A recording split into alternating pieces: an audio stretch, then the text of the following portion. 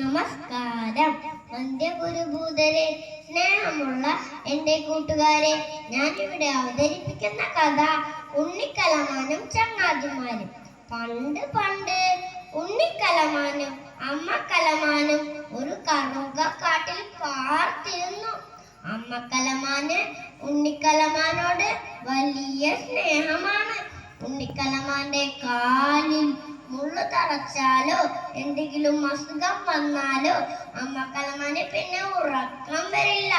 താൻ പട്ടിണി കിടന്നാലും ഉണ്ണിക്കലമാനെ വിശക്കരുതെന്ന് അമ്മക്ക് നിർബന്ധമായിരുന്നു.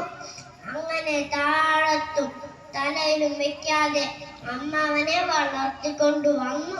പക്ഷേ അവന്റെ നടപ്പും കിടപ്പും ഭാവവും ഒരു പ്രത്യേക രീതിയിലായിരുന്നു. അമ്മ പറയുന്നതൊന്നും അവൻ ഒരിക്കൽ പോലും അനുസരിച്ചില്ല. കാട്ടിലെ തെമ്മാടികളായ കരടിയും കുറുക്കനും കുരങ്ങനുമായിരുന്നു അവന്റെ ചങ്ങാതിമാർ. ഈ തെമ്മാടികളെല്ലാം പല വികൃതികൾ ഇവനെ കൊണ്ടൊപ്പിക്കും. ഒരു ദിവസം ഉറങ്ങിക്കിടന്നിരുന്ന ആനക്കുട്ടിയുടെ വല്ലമ്പാമ്പിനെ കെട്ടിയിട്ടു. മറ്റൊരിക്കൽ കഴുതമുത്തച്ഛന്റെ മുഖത്തേക്ക് ഉറുമ്പുകൂട് വലിച്ചെറിഞ്ഞു.